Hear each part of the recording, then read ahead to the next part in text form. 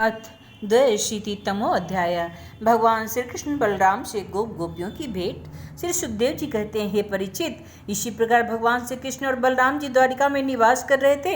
एक बार स्वर्गराज ग्रहण लगा, जैसा कि प्रलय के समय लगा करता है। परीक्षित, मनुष्यों को ज्योतिषियों के द्वारा उस ग्रहण का पता पहले ही चल गया था, इसलिए सब लोग अपने अपने कल्याण के उद्देश्य से पुण्य आदि उपार्जन करने लगे।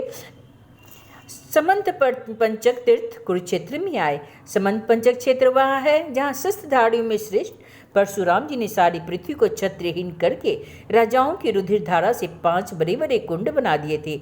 जैसा कोई साधारण मनुष्य अपने पाप की निवृत्ति के लिए प्रायश्चित करता है, वैसे ही सर्वशक्तिमान भगवान परशुराम ने अपने साथ कर्म का कुछ संबंध न होने पर भी लोक मर्यादा की रक्षा के लिए वहीं पर यज्ञ किया था। परीक्षित, इस महान तीर्थ यात्रा के अवसर पर भारतवर्ष के सभी प्रांतों की जनता कुरुक्षेत्र आई थी। उनमें अक्रूर, वसुदेव, उग्रसेन आदि बड़े बूढ़े तथा गद, प्रद्युम्न, शांबादि अन्य अधुवंशी भी अपने अपने पापों का नाश करने के लिए कुरुक्षेत्र आए। प्रद्युम्न नंदन अनिरुद्ध और यदुवंशी सेनापति कीर्तवर्मा ये दोनों सुचंद्र, शुक्र, शारण आदि के साथ नगर की रक्षा के लिए द्वारिका में रह गए। यदुवंशी एक तो स्वभाव से परम तेजस्वी थे, दूसरे गले में सोने की माला, दिव्य पुष्पों के हार, बहुमूल्य वस्त्र और कवचे सुसज्जित होने के कारण उनकी शोभा और बढ़ गई।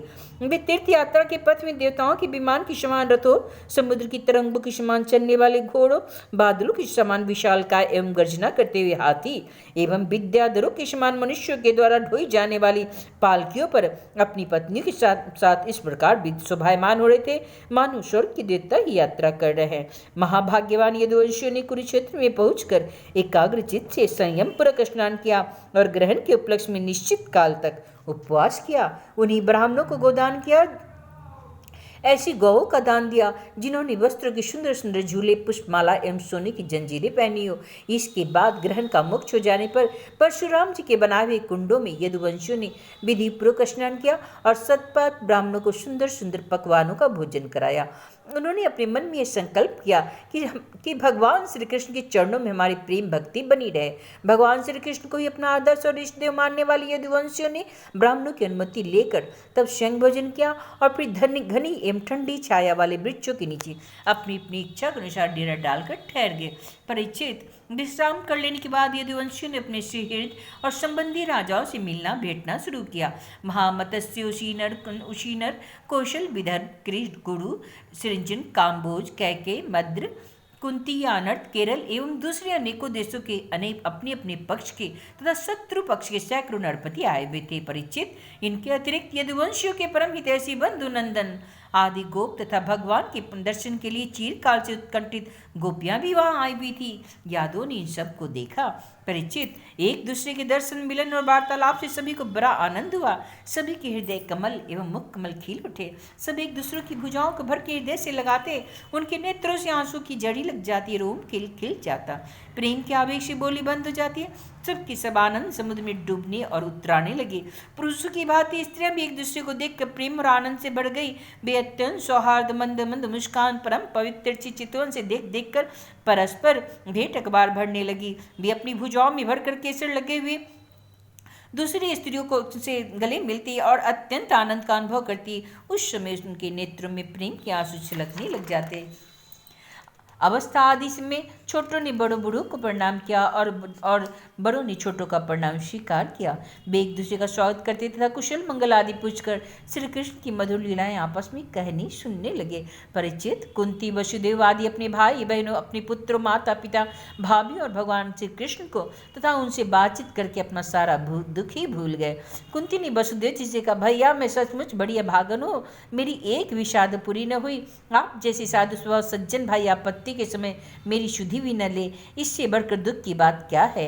भैया, विधाता जिसके बाय हो जाता है उसे स्वजन संबंधी पुत्र और माता पिता भी भूल जाते हैं, इसमें आप लोगों का क्या दोष। वसुदेव जी ने कहा, बहन उल्हाना मत दो, हमें विलग भी न मानो, सभी मनुष्य देव के खिलौने हैं। यह संपूर्ण लोक ईश्वर के वश में रहकर कर्म करता है और उनके फल भोगता है। बहन, कंस के सताए जाकर हम लोग इधर उधर अनेक दिशाओं में भागे हुए हैं। अभी कुछ ही दिन हुआ है कि ईश्वर कृपा से हमें अपना पुनः स्थान प्राप्त हुआ है।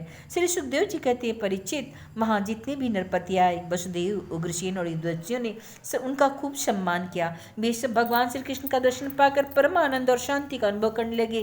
परीक्षित, भीष्म पितामह, द्रोणाचार्य, धृतराष्ट्र, दुर्योधन आदि पुत्रों के साथ गांधारी, पत्नियों के सहित युधिष्ठिर आदि पांडव, कुंती, श्रृंजय, विदुर, कृपाचार्य, कुंती भोज, विराट, भीष्मक, महाराज नग्नजित, पुरुजित, दुप्पशल्य, धृष्टकेतु, काशी नरेश, दमघोष, विशालाक्ष, मिथिला नरेश, मध्य नरेश, कैके नरेश, युधा, मनुष्य शर्मा अपने पुत्रों के साथ बाहिक और दूसरे भी युधिष्ठिर के अनुयायी नृपति भगवान श्री कृष्ण का परम सुंदर श्रीनिकेतन विग्रह और उनकी रानियों को देखकर अत्यंत विस्मित हो गए। अब भी बलराम जी तथा भगवान श्री कृष्ण से भली भांति सम्मान प्राप्त करके बड़े आनंद से श्री कृष्ण के स्वजनों यदुवंशियों की प्रशंसा करने लगे। उन लोगों ने मुक्तिया उग्रसेन जी को संबोधित करके कहा, भोजराज उग्रसेन जी, सच पूछिए तो इस जगत में मनुष्यों में आप लोगों का जीवन ही सफल है, धन्य है, धन्य है। क्योंकि जिन्हें कृष्ण के दर्शन का बड़े बड़े योगियों के लिए भी दुर्लभ है, उन्हीं को आप लोग नित्य निरंतर देखते रहते हैं। वेदों ने बड़ी आदर के साथ भगवान श्री कृष्ण की कीर्ति का गान किया। उनके चरण दो, उनका जल गंगा जल, उनकी वाणी शास्त्र और उनकी कीर्ति इस जगत की अत्यंत पवित्र कर रही है। अभी हम लोगों के जीवन की तो बात है। समय की फेर से पृथ्वी का सारा सौभाग्य नष्ट हो चुका था, परंतु उनके चरण कमलों के स्पर्श से पृथ्वी में फिर वह समस्त शक्तियों का संचार हो गया। अब वह फिर हमारी समस्त अभिलाषाओं मनोरथों को पूर्ण करने लगे। हे उग्रसेन जी, आप लोगों का श्री कृष्ण के साथ वैवाहिक तथा गोत्र संबंध है। यही नहीं, आप हर समय उनका दर्शन और स्पर्श प्राप्त करते रहते हैं, उनके साथ चलते हैं, बोलते हैं, सोते हैं, बैठते और खाते पीते हैं। यूँ तो आप लोग गृहस्थी की झंझटों में फंसे रहते हैं जो नरक का मार्ग है, परंतु आप लोगों के घर में तो सर्वव्यापक विष्णु भगवान मूर्तिमान रूप से निवास करते हैं, जिनके दर्शन मात्र से स्वर्ग और मोक्ष तक की अभिलाषा मिट जाती है। श्री सुखदेव जी कहते हैं, परीक्षित, जब नंद बाबा को यह बातें मालूम हुई कि श्री कृष्ण आदि यदुवंशी कुरुक्षेत्र में आए हुए हैं, तब वे गोपों के साथ अपनी सारी सामग्रियां गाड़ी पर लाद कर अपने प्रिय पुत्र श्री कृष्ण बलराम आदि को देखने के लिए वहां आए।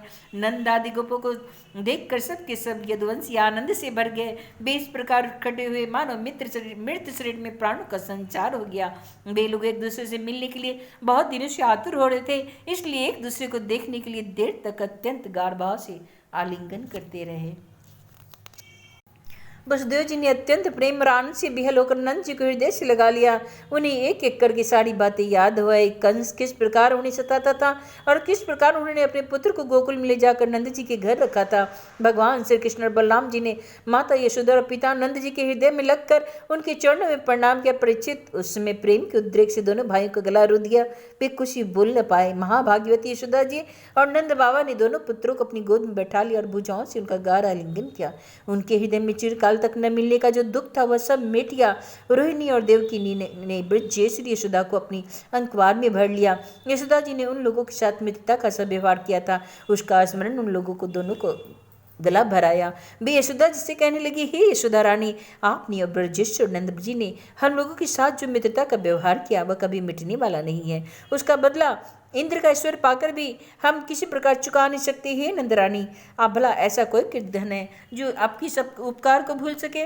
देवी, जिस समय बलराम और श्री कृष्ण अपने माँ बाप को देखभाल न था, उन्हीं के पिता ने धरोहर के रूप में इन्हें आपके घर रख छोड़ा था, उस समय आप इन दोनों की इस प्रकार रक्षा की जैसे पल की पुतलियों की रक्षा करती है।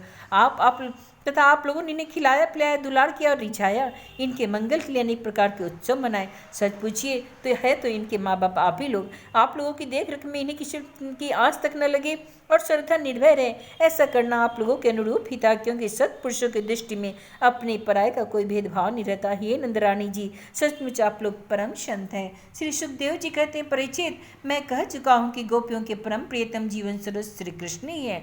जब उनके दर्शन के समय नेत्रों की पलकें गिर पड़ती थी, तभी पलकों को बनाने वाले को कोसती थी।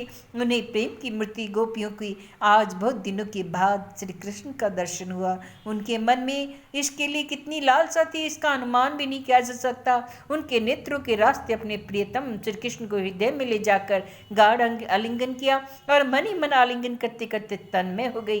परीक्षित, कहाँ तक कहूँ, वे उस भाव को प्राप्त हो गई जो नित्य निरंतर अभ्यास करने वाले योगियों के लिए भी अत्यंत दुर्लभ है। जब भगवान श्री कृष्ण ने ने देखा कि गोपियाँ मुझसे तादात्म्य को प्राप्त कर एक हो रही है, तभी एकांत में उनके पास गए, उनको हृदय से लगाया, कुशल मंगल पूछा और हंसते हुए बोले, सखियों, हम लोग अपने स्वजन संबंधियों का काम करने के लिए ब्रज से बाहर चले आए और इस प्रकार तुम्हारी जैसी प्रेष्य को छोड़कर हम शत्रु का विनाश करने में उलझ गए।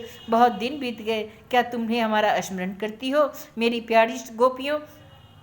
कहीं तुम लोगों के मन में यह आशंका तो नहीं कि मैं अकृतज्ञ हूँ और ऐसा समझकर तुम लोग हमसे बुरा तो नहीं मानने लगी? निस्संदेह भगवान ही प्राणियों के संजोग और वियोग के कारण है। जैसे वायु बादलों से तिनके रुई और धूल के कणों के साथ एक दूसरे को मिला देती है, फिर स्वच्छंद रूप से उन्हें अलग अलग भी कर देती है, वैसे इस समस्त पदार्थों के निर्माता भगवान भी सबका संजोग वियोग अपनी इच्छानुसार करते ही रहते हैं। हे सखियों, ये बड़े सौभाग्य की बात है, तुम सब लोगों को मेरा वह प्रेम प्राप्त हो चुका जो मेरी ही प्राप्ति कराने वाला है, क्योंकि मेरे प्रति की हुई प्रेम भक्ति प्राणियों को अमृत तत्व प्रदान करने में समर्थ है।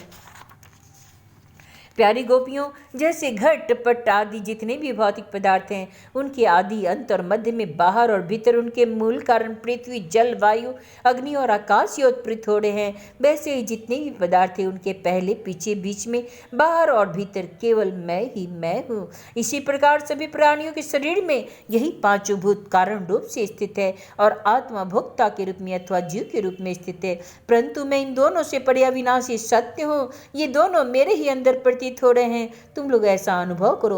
श्री सुखदेव जी कहते हैं, परीक्षित, भगवान श्री कृष्ण ने इस प्रकार गोपियों को अध्यात्म ज्ञान की शिक्षा से शिक्षित किया।